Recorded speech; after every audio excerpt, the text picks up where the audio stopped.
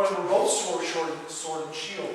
When we're in this really close blind, right? I've got a knee, right? I've got a hand. I can use my hand. I just can't touch his hand. I've got an elbow. You've got a butt spike. Right? Same thing with this. Once I'm in, and we're in this big thing, we're kind of locked up, right? And just kind of allow me to do it, I'm trying to do it. Just, you know what I mean?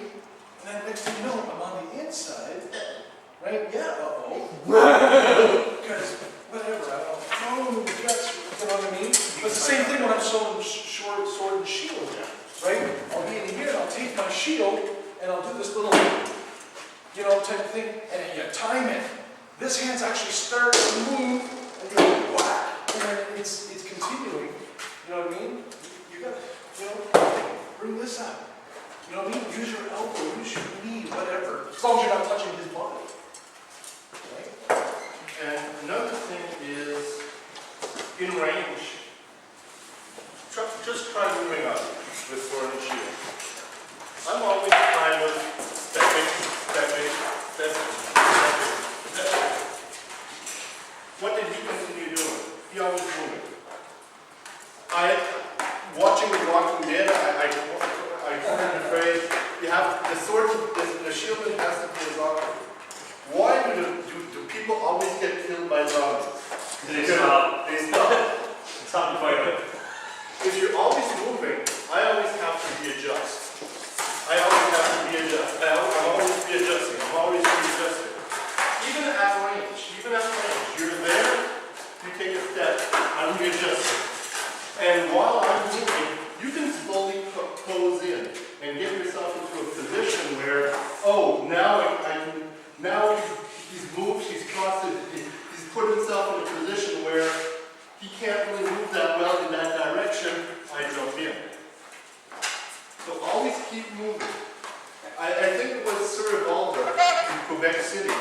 I was fighting everyone, it was doing good, and then he started always moving, just a step, so I always had to readjust.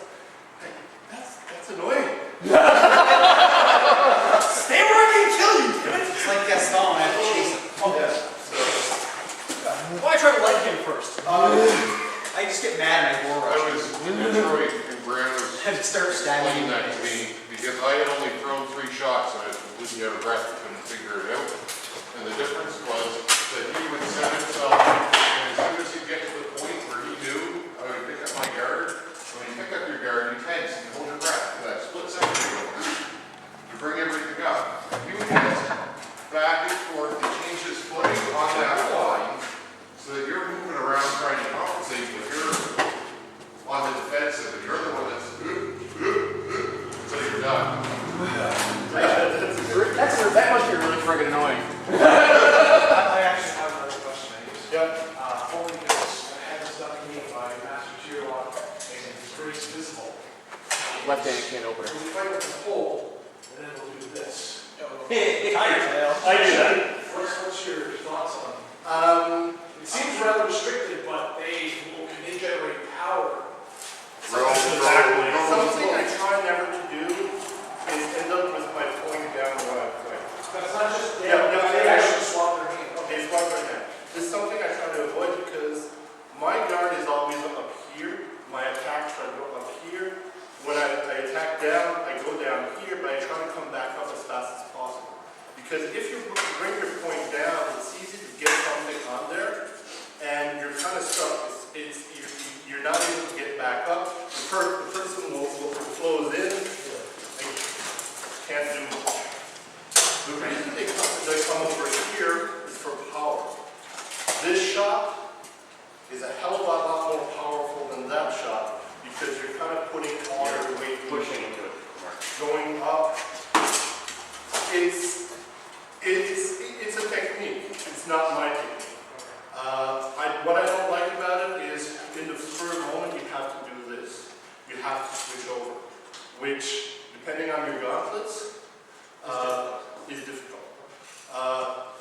Some people use it very effectively. I don't like the pole, and I never use it, but just seeing that they're both, let's say, old guard, Yeah. you know what I mean? But I haven't seen, I don't see no use of it.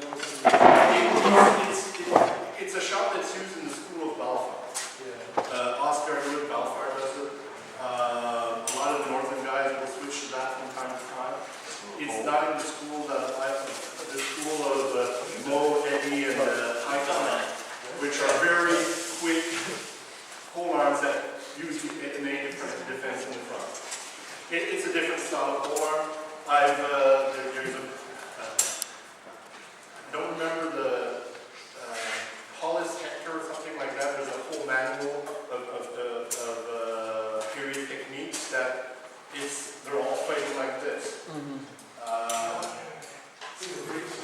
Yeah, it's a great sword. Great sword and halberd and stuff. Yeah, it's all off. It's a period technique that if you train that way, you can probably be effective with it. Well, period, you're also entitled to hit the feet and legs and calves and ankles. That was Yeah. all There's that period. too, yeah. It's like in a grapple, like if you were And fighting. where's the shield gone? At your It's ankle. like fencing. Your hands are not in position. Oh, you just hold. Grab, and if you need to. Oh, yeah. But it would be Go very ahead, stick that foot out. situational. It's all nailed on that. Where from an inch above the knee down. Yeah. So, I want you to do this. It's something you're All this. you can Fencing. Okay. I think I never know again. How do you deal with something right Okay. Yes. Yes. Who wants to start throwing up? No, I gotta hear this last What's this one? Yeah. I just thought Rory grabs weapons all the time. I fight the card and I routinely let go of one hand and grab the weapon so that I can swing with the other. Oh, here, now You grab my weapon. Okay. Okay. What I can do is I have to force. You're not as effective at this. If I still have my two hands on my weapon, I can push it around. If we end up in a situation where I grab your weapon, you grab my weapon, and you can just grab his weapon and try to I've had that happen. Yeah, Corey did that to you. Yesterday I killed you, and that's what I did. All I did was grab the weapon, pull it out of the way, and just swap. So with his Actually, hand, I'd like me to with his hand on it, right? Let's think he's a break the wrist, in this case, this way, but then I still got this, and I can still. Defensive solutions, you're actually allowed to do that right here, incidentally, is any time, particularly with two-handed, if someone lays hands on the weapon, wiggle really quickly. Because they're dependent, the reason is because they're dependent on a plant to be able to, well, what's happened is you have torque in your shoulders, they can't throw a shot anyway. Yeah. And it works in rapier, and I've seen it work in heavy. So you kind of want to end up in a control of the situation, because a lot of times someone will grab your weapon because they think that's the move that needs to do to control the fight. You have to take control of that fight again. Come around, Yeah, now no longer block his shot, and make it so he's not effective with it. back to my weapon. And then break the wrist, Yeah. not as in physically, but I mean, as Yeah. as in working the opposite side of the body, because your wrist can go, no problem this way, but this way, it only gets so far, and then the more you turn, the more your hand wants to open. And what happens is it puts your shoulders on your rapier. Quick, for your quicker, maybe your hand and actually opens up. Yeah, the more you go, the more it opens up naturally. It just kind of wants. Very low weapon. Weakens off. Hold it here. I Oh, you're down like this, Yeah. you're ineffective. Yeah, I go the other way.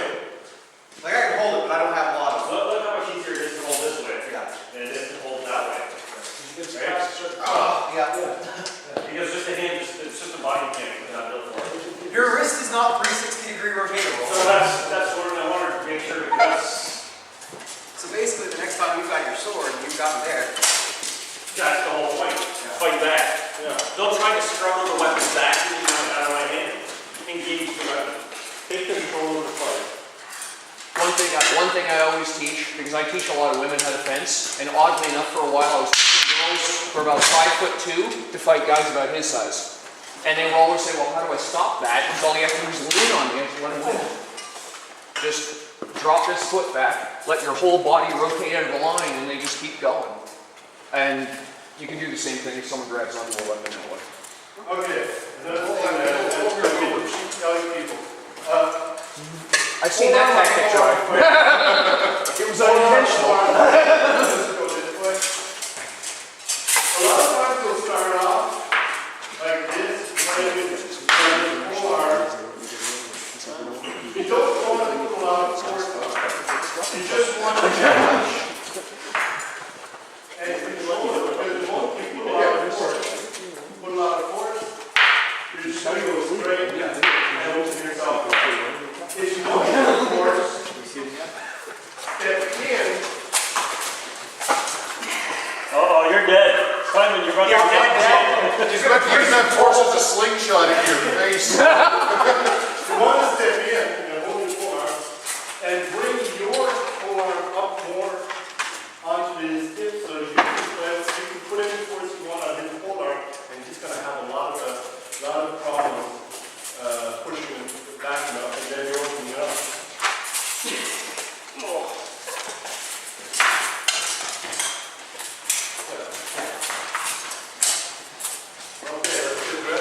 interestingly enough, that's fencing we do. One position. Fighting is